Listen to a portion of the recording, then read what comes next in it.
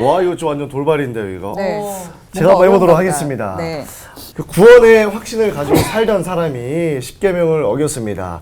불륜을 저지르고 그 불륜으로 상대방 배우자가 자살을 하게 되었습니다. 이처럼 구원받았지만 죄를 짓고 그 죄로 누군가를 실족하게 만들었다면 구원이 가능한가요? 성경에 보면 용서받지 못하는 죄에 대한 언급도 있었는데요.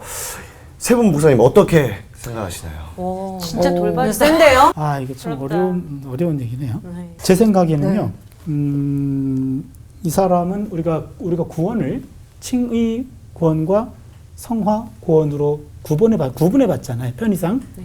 칭의 구원은 시작됐어요. 구원 열차 올라탔어요. 그렇죠. 근데 도중에 탈선했어요. 아. 가지고 뛰어내린 격이죠. 이 사람요. 이렇게 되면 이 사람은 못 가는 거죠. 그렇죠? 그럼 어떻게 됩니까? 다시 올라타야 되겠죠. 다시 올라타야 됩니다. 올라타려면은 온전한 회개가 있어야 된다고. 제가 온전한 회개라는 용어를 썼는데 회개에는 세 가지 R이 있어요. 세 가지 R. 첫 번째는 repentance, 참회.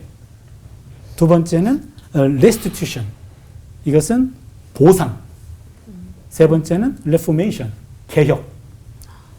그래서 참회, 그 일에 대해서 진정한 참회가 있어야 되고, 두 번째는 확실한 보상, 그 상대 측에 대한 확실한 보상이 있어야 돼요.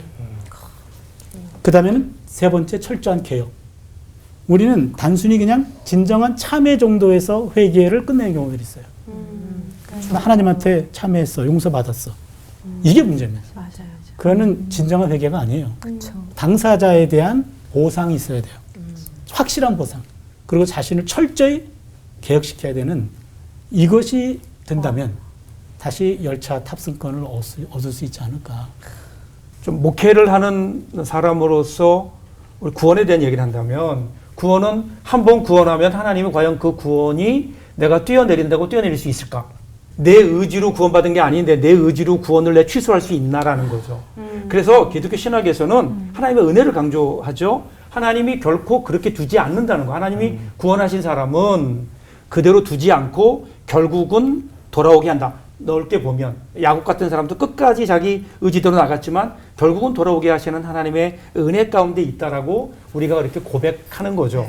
그러니까 그것을 가지고 구원론으로 설명한다는 것은 참 쉽지 않을 것 같아요. 그러나 여전히 저는 그분이 정말 구원받았다면 하나님의 구원의 은혜 안에, 손길 안에 여전히 있다. 다만 우리 주님도 그러셨잖아요. 그 가늠하다 현장에서 걸린 여인에게 아무도 너를 정죄하지 않는다. 그런데 다시는 죄짓지 말라. 가서 죄짓지 말라. 이렇게 말씀하시잖아요. 그런 면에서 조금 다른 면에서도 볼 수 있을 것 같아요. 그 말은 나는 그 사람의 구원에 대해서 아직 최종적 결정난 게 아니에요. 그렇죠. 그러니까 당신 기회 있다. 기회 기회 있으니까 있다. 좀 진정으로 돌아가라. 다시는 죄짓지 말라. 라고 하는 그 과정을 우리가 좀 일러줘야 된다고 얘기죠. 기회가 없는 건 아닙니다.